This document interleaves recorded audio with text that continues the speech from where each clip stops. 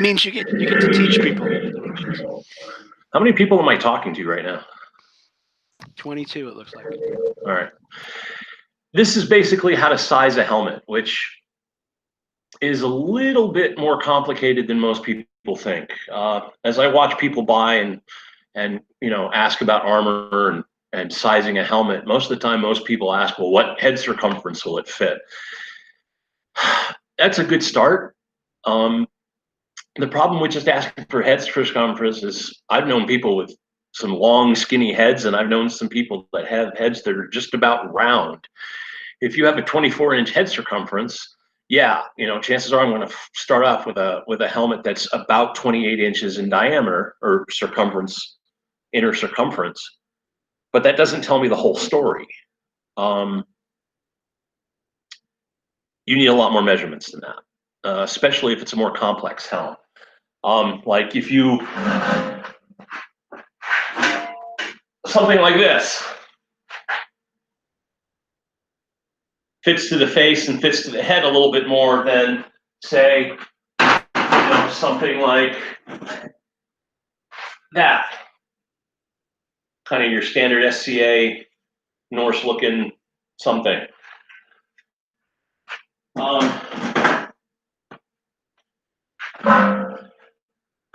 Yeah, you probably want to start with a head circumference.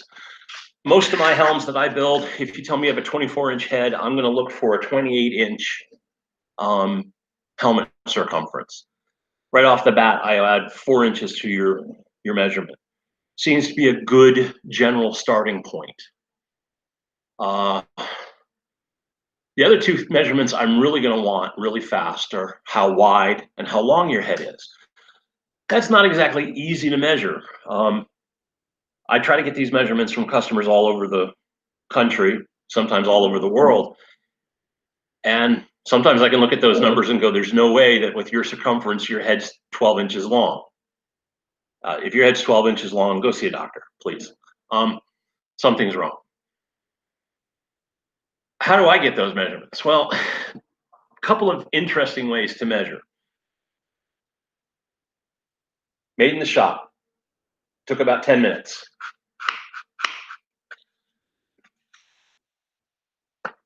I now know your head width. Put it on a tape measure. Ta-da!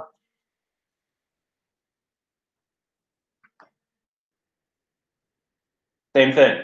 I hope you can see that. I can't see the computer for this. What did you make that out of? That is 1/2-inch plywood, a bolt and a wing nut. Excellent. That's cool. Simple. Want to see something even more simple?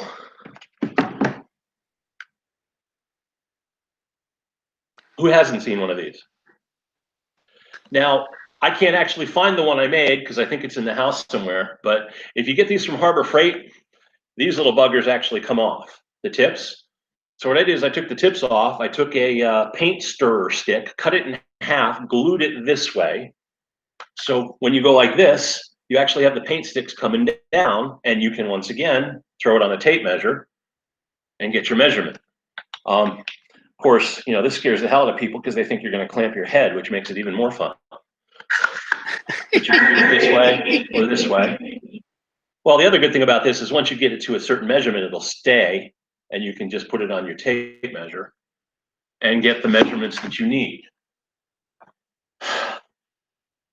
Everybody that fights, or most everybody fights, knows you need at least a 1/2 inch around your skull. The 4-inch edition actually adds a little bit more than that. A lot of the problems with a lot of SCA helmets is the old adage, it's always easier to over pad something than to make it fit right. Unfortunately, a lot of people do that. But if you have a helmet that's 2 inches too wide, it wobbles. The closer a helmet fits, the more comfortable it feels, the better it protects you, and the better your visibility is. If you have a face grill that's far from your nose, especially if it's like an ocular or something like that, you can't see out of it because the holes are this far away. But if you have oculars that are 1/2 inch off your eyes, you can see everything. So if you have a helm, if you want a Viking style helm, such as the one I'm going to grab off the shelf and hopefully not hit myself in the head with.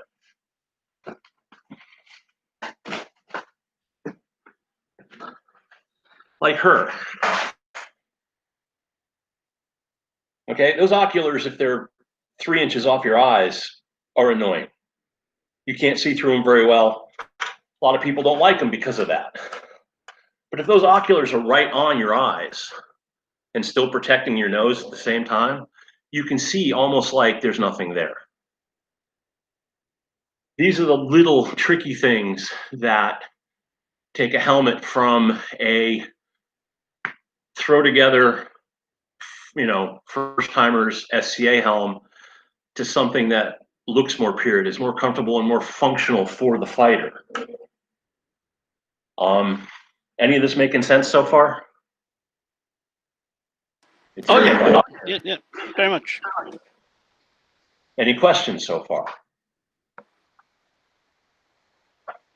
God, I feel like I'm talking to myself. Anyway,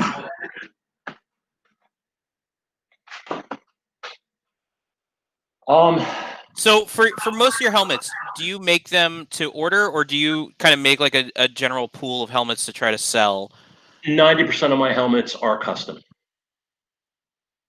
I want your measurements. Do I occasionally have a helmet for sale? Well, that one I just showed you. Yeah, that was made for a customer. It was made a little too small.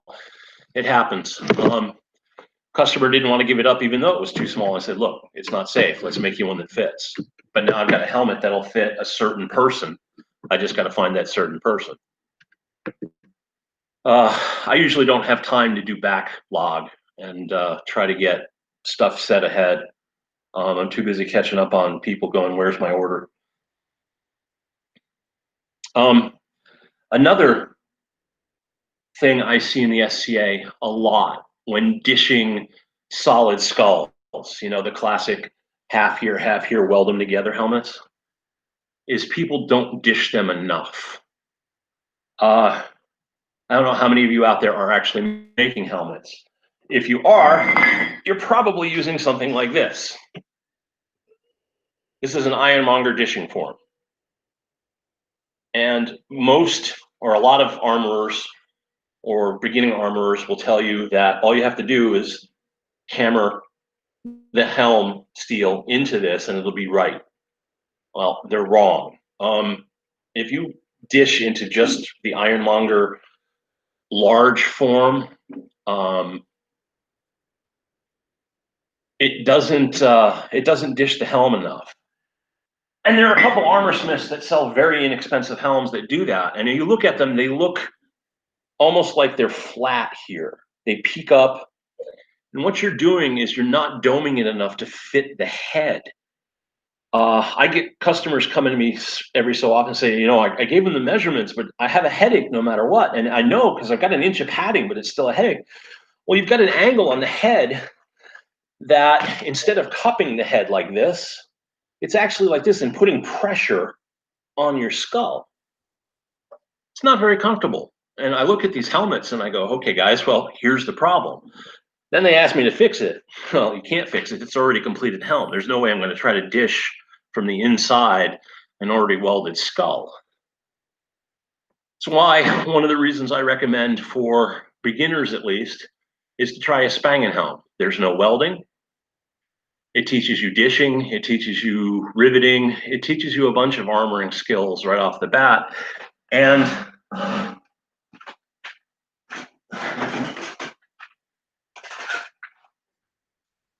look at the shape of that.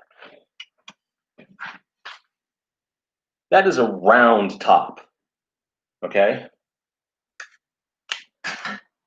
That is head shaped or close to it. I put it on, it doesn't look like it's too much different than the shape of my head. Where if you have the welded half style, they always have a little bit more peak and a little bit more, flatness through here. You get taller, higher profile. Not necessarily bad. As you can see, this one's got a lot of shape in the core and in the sides. It's because I take it deeper than that particular form. If you get Ironmonger's forms, which I highly recommend, I've got 2 sets in my shop. He advertises this one as like a knee and shoulder one. It's the next size down. I take most of my helmets to this deep. It's a much deeper curve. So a couple questions that came up. The first one, when ordering helmets, is it best to give too many measurements or dimensions than not enough? Always. For some complicated helmets, like a close helm, if I don't have you right in my shop, you know what you're going to do for me?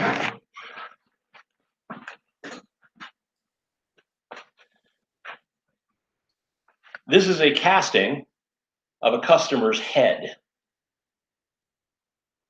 His eyes are marked, his nose is marked, even his mouth is marked where everything is.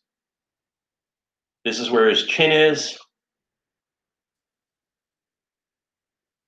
It's not the greatest representation, but I have all the measurements I need to do even a close helm that cups the chin in my shop.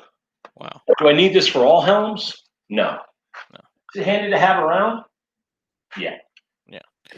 And then the next question, for that first helmet, that Spangen helm that you were showing, do you have instructions on that type of helm? This one? Yeah. I don't know about instructions. I've never written anything up. I've done so many of these I can do them in my sleep.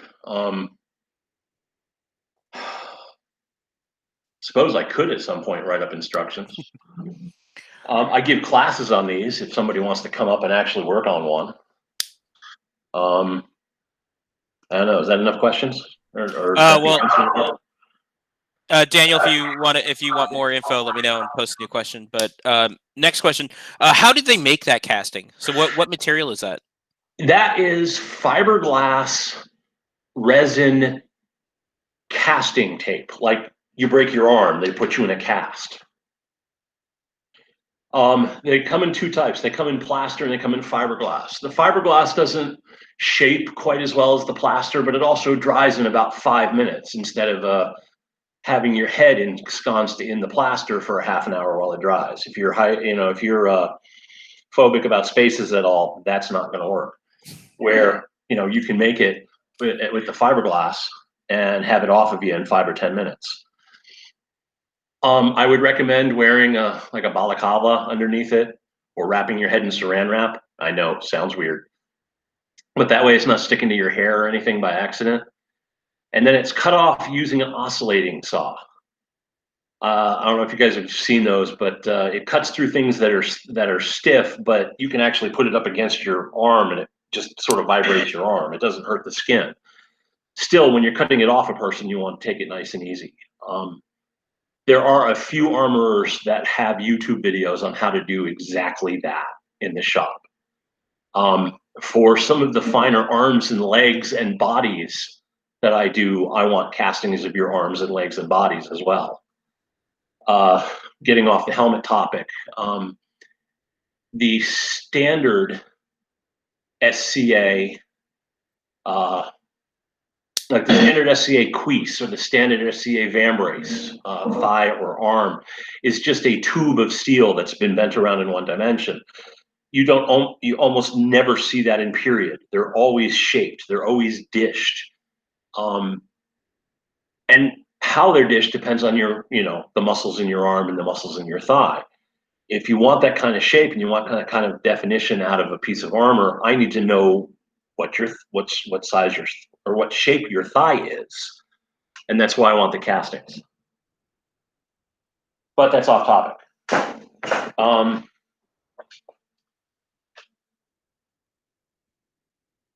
My train of thought just passed. And there's the caboose. The minute that you think you've dished it enough, take another look and see if you can dish it a little more. Spangen helms are easier than that because a quarter panel dish is a lot easier than a half panel. That's what I'm dishing for a Spangen helm. Now I have to dish 4 of them, not 2, but that's what I'm dishing. Pushing the metal is a lot easier, and you get more metal. stretch because of the, you don't have a second one attached.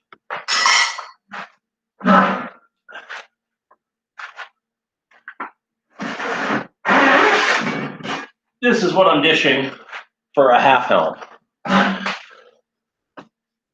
So you've got to make up for that dish and that stretch in here, which means a lot more hammering and a lot more pain in the butt.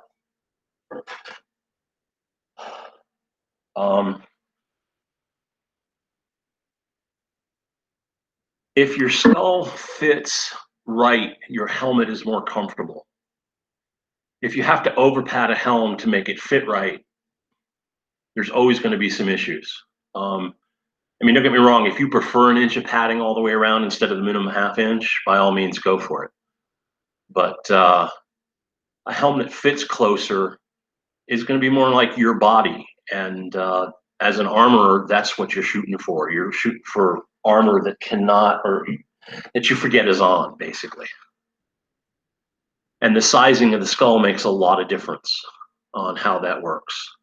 And these three measurements in specific, the side to side, front to back, as well as the circumference, should start giving you a basic idea of how that is going to come together.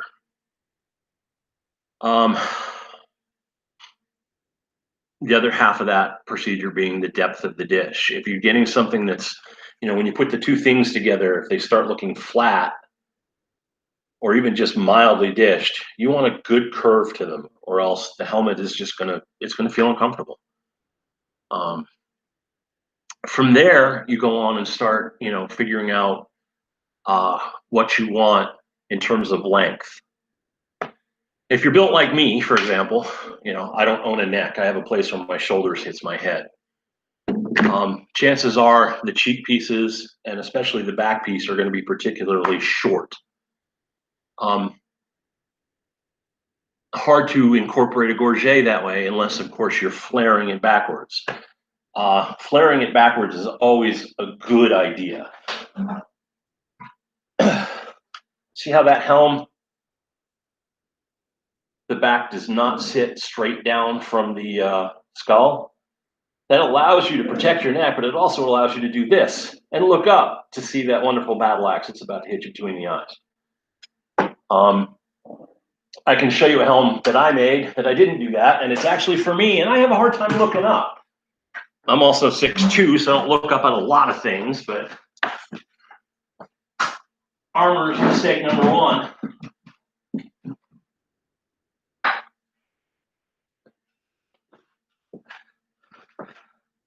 There's almost no flare back to this helm.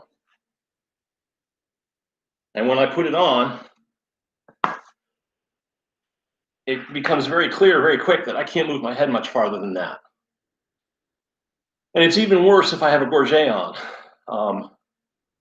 I tend not to wear gorgets because I don't have a neck. I like Aventails.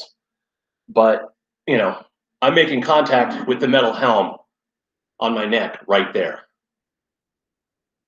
It's not a good design. But, like the cobbler's children, I'm making armor for everybody else, so I never get to remake mine. So, Christoff, when dishing, do you prefer metal forms or a hardwood stump? I dished freeform with a hardwood stump for 20 plus years. It works. It's easy to do. The metal forms kind of make it easier. You have a target to hit. Things sound differently when they are, when you first start dishing, you get this hollow sound. When it's actually pushed all the way to the form, it sounds like you're hitting an anvil. So I prefer the metal dishes, but by no means is it a necessity. The metal dishes also tend to planish as you do it. You don't have to do a separate thing where you take it over to a ball and try to smooth out wrinkles. So yeah, I mean, that's why I have two sets of the dishing forms in here. As somebody that, does this as a trade as well, that's one step I get to skip. So I guess to answer that question is I prefer the steel ones. I like knowing how to do it every way, you know. I could be doing a demo and forgot my steel dishes. Okay, we'll make one. If you're any old stump, I can make a dishing form out of. Takes about 10 minutes. If you're only going to make 1 or 2 helms, I wouldn't necessarily advise running out and spending $150 on dishing forms. I'd find a $5 stump somewhere and take it from there. It makes it makes more sense if you're going to be doing it on a regular basis than if you're just doing 1 or 2. Yeah, you'll spend a little more time if you're with the hardwood if you're doing 1 or 2, but you're probably trying to save money because you don't want to buy one and you want to make one, and I'd run that way. Do you dish cold or hot? Yes. It depends. If I'm working on 12 gauge stainless, anybody here tried to dish 12 gauge stainless? It's a bear. I will use my oxypropane rosebud to heat up parts of the metal and dish it hot. However, in the last steps, I'll take it 75 to 80% dished hot. Did you say oxypropane? Yeah. Okay, I didn't know you could do oxypropane. Well, if you can't, nobody's told me, and I've been doing it for 10 years. I mean, I have oxyacetylene. That's what I use. I didn't know that you could mix it with propane. Yeah, oxyacetylene burns. Oxypropane is what most most propane forges run on. Yeah. The difference between an oxypropane forge is a lot of them are venturi burners and they're pulling in air from the outside. I don't need to go into this. You guys all know that. Right. Oxypropane, I actually have an let's see if I can show it to you. See the oxygen bottle? Yeah. Yeah. And it works like an oxyacetylene. It's just not as hot. But when you're only trying to, heat up 12 gauge. Right. You don't need that heat. I don't need that kind of heat. Yeah. And propane is what, 1/4 the cost of acetylene? Certainly is. Right. Yeah. This is a trick I learned from the ULA. Most of the guys are using an propane for that reason. You don't need the extra boost, and it's a lot cheaper. It lasts a lot longer. Yeah, the oxygen is cheaper than the acetylene. I mean, I only use it for bending like outside the forge. Bending like heavy steel. Yeah. The propane is much. I mean, I can go fill a 100-pound tank of propane, which is almost as tall as I am, for $60-$70. How much does your acetylene cost? If I remember correctly, it's that acetylene tank. See, I do have an acetylene torch. That acetylene tank alone is like $40 or $50 to fill. Yeah, that's how much mine is. Yeah. And it won't last. I can get almost as much out of a 20-pound canister of propane as I can out of that little acetylene tank. Cool. Did I answer that question? Oh, yeah. Yeah. So next question. I used to burn out the dishing point on hardwood. How do you do it? I never used, like when I dished in a hardwood stump, I never made this shape, ever. Let's see if I have one that I'm still using. Because sometimes I keep them around. Oh, yeah, there's one. This is where the phone might have been actually easier.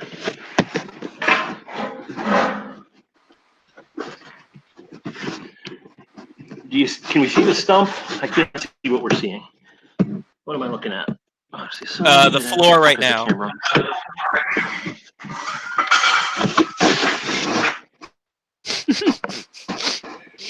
Are we seeing the top of a stump yet? No. Am I giving you guys vertigo yet? Yes.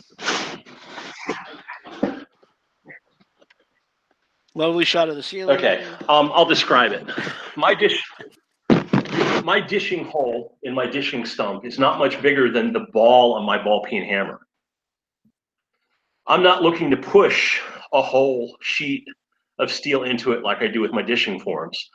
I'm looking to make selective dents in the armor. So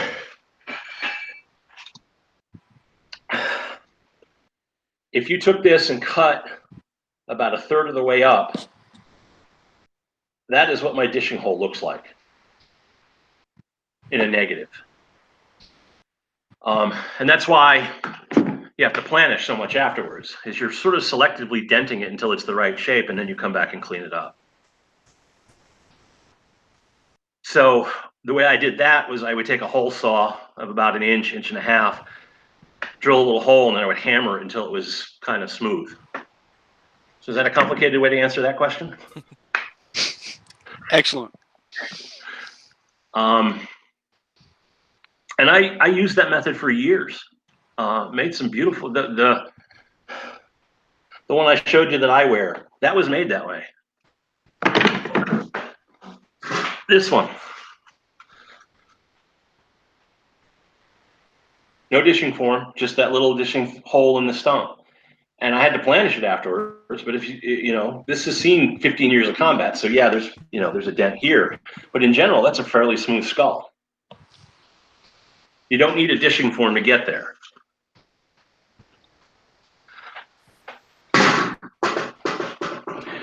And the nifty thing about that is while you don't necessarily have a place for the metal to stop,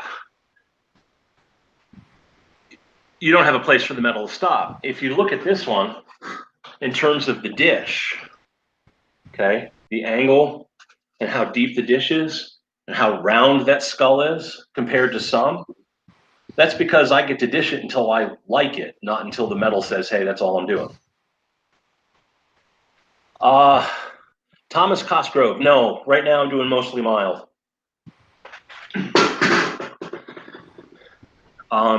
So no, I'm not heat treating my helmets. I'm getting into heat treated armors right now, working in 4130. There is some debate on whether or not, even in the armored combat leagues, whether a mild steel or a hardened steel helmet is better. You can heat treat it to a very mild extent. More likely, you're going to be work hardening it. I remember getting down this train of thought where I said I take my helmets about 85% of the way, maybe 90% hot, and then I finish it off cold. That's because the dishing and the final planishing, if it's done in cold, is going to actually work toughen the metal some. And I like that little extra edge. And by that time, I'm only pushing the metal a little bit. So I do kind of harden them mildly with the hammer rather than do a heat treat. I've never seen an armor smith using mild that actually heat treats their anything. If you're going to go through the process of heat treating, you want to get into a higher carbon content. From everything that I see, 4130 is kind of the standard for heat treating in terms of armors. It's a chromoly steel with 30 points of carbon and is very forgiving in heat treat. And it moves, when it's annealed, it moves like mild steel. And the great thing about that is, while you need a certain mass for helmets, you know, if I'm doing a Queese, I'll do it in either 18 or 16 gauge mild, depending on what the customer wants.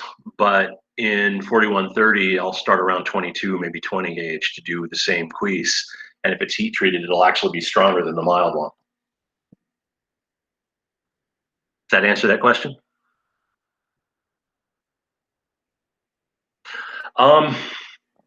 When it comes to sizing what you want on a face grill and back, it kind of depends on the person. Again, you got to look who you're making for. Generally speaking, if I remember correctly, SCA regs want your face grill at least an inch below your chin, which, you know, somebody like me, that's pretty good. You know, I don't have much between the chin and the chest. An inch is actually half to two-thirds, you know, half to, you know, it's almost there. But the girl that made this helmet, her chin probably stopped about here. That's almost 3 or 4 inches beyond her chin. But she had this long, graceful neck that, you know, if you put a gorget on it, the gorget would have been that tall.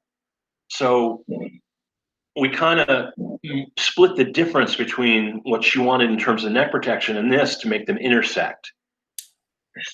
So you have to look at the person that you're honoring for. Again, as an armor smith, I'm trying to make sure you can move as well as be protected and look good. I like to be able to do this in a helm. You know, I like to be able to dodge the occasional blow rather than because it's stuck to my head or stuck to my body.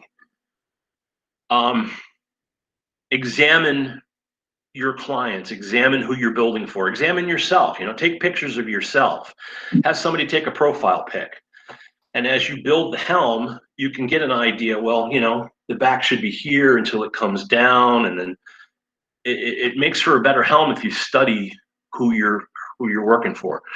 That's hard for me sometimes because, you know, last helmet I made went out to Seattle, Washington. It was really kind of hard to get that couple in my shop. But they sent me all kinds of measurements, and they sent me a bunch of pictures with rulers next to them. You know, have whoever the helm is I don't have a ruler handy. You know, do a profile pic, but have somebody stick a ruler there. I can see numbers. Sometimes numbers are a little easier to interpret than, well, it looks kind of like this. Well, it looks about 3 inches from his eyebrow to the tip of his nose. You can do the same with yourself. It's not as easy making a piece for yourself as you think it is because you can't really see yourself or see how it's fitting until it's solid welded on and then it's not moving anywhere.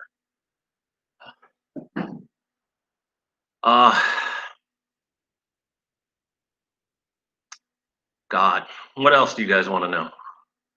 Hit me up with some questions. Give me something to talk about.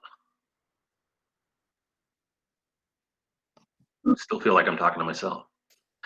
Yes, that's where the molds come in. For a very complicated helm, something that's supposed to fit very close, it's very hard to do that long distance.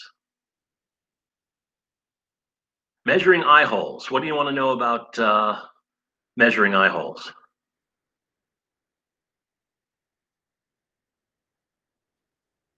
Patterns.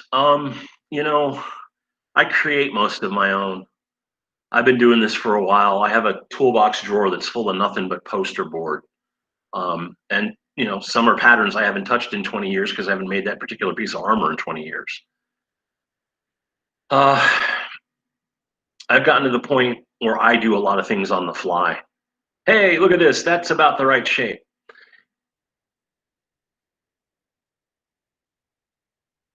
Oh, okay.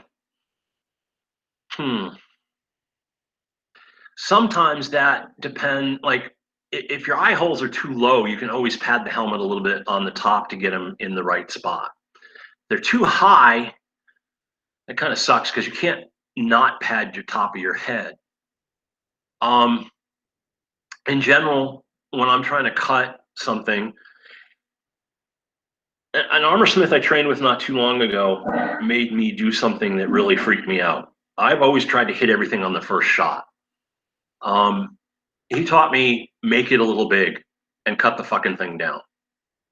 If you make a if you want your helmet and you want the brow of the helmet to be right here, okay, make it so it's right here, and then cut it out to exactly where you want it. Or if you're doing oculars or, you know, something with eyebrows like in the Norse helm, do make it to here and then cut out this part after it's all together. Once the skull is together, if it's too long, it's very easy to trim it back to exactly where you want it. Hitting exactly where you want it when you're stretching and bending metal, it's not always easy. Now, you know, my helmet skull patterns have been around for 10 years. I've been fiddling with them for years and years and years. I pretty much know where they're going to hit every time. And even then, I tend to make them a little bit big because it's easier to cut it down than it is to make it, you know, try to make it bigger. Steel is not that expensive. What's a 4x8 sheet of 14 gauge is running me about $65, $70 right now. I can make 20 helms from it. All right, I don't know if I can make 20 helms from it, but I can make a lot of helms from it.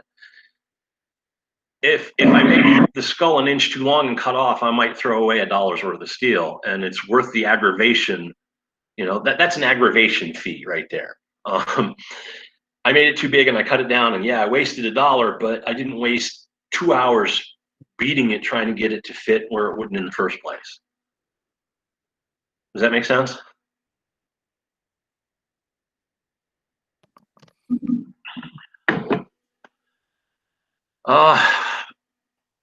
Thomas, finding patterns. Armor Archive has patterns.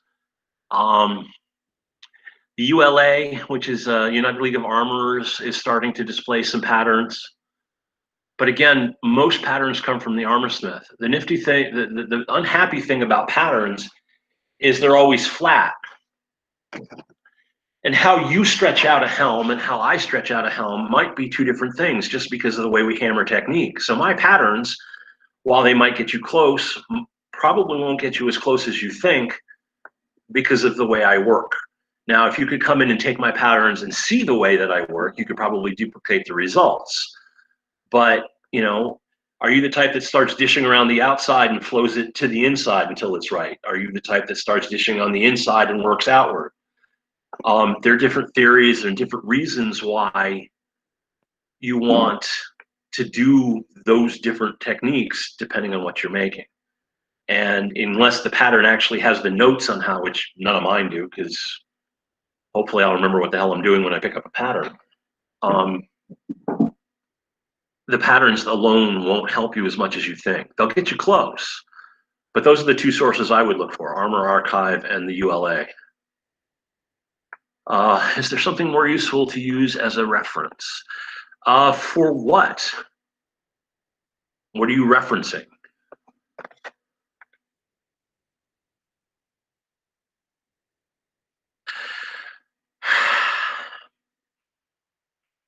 Is doing a shield boss a good practice for doing helms? Most shield bosses are done one piece, not two pieces welded together. It's sort of a totally different technique. Do you know the difference between dishing and raising, for example? Quick synopsis. Dishing is Tell us. Gesundheit. Christoff, just to let you know, you have 5 minutes. Oh, wow. I managed to talk that much? Yeah, we could. Tell us about dishing versus raising. Dishing is the stretching of the metal from the inside, usually to make a curved shape. It's fast, it's quick, and it's easy, but it is thinning the metal. If you thin it too much, it weakens, and it doesn't meet requirements. And there are ways to mitigate that, including heat, which tends to keep the thickness a little closer to what you want throughout the entire piece.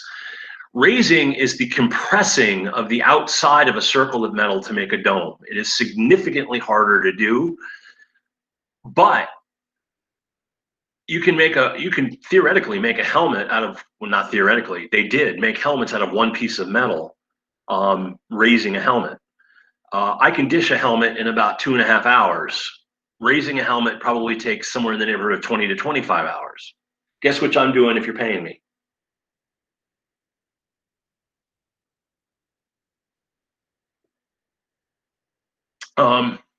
However, if you're doing it as an art form or as an art side piece, raising impresses the hell out of a lot of people. There's a really great armorsmith in England by the name of Kevin Legg. He's a friend of mine. And about 8 years ago, he took his welders and threw them in the garbage. Said, I'm never welding anything again. Everything he does is raised. Everything. But last I looked, he was about $2,500 for a helmet, a starter helmet.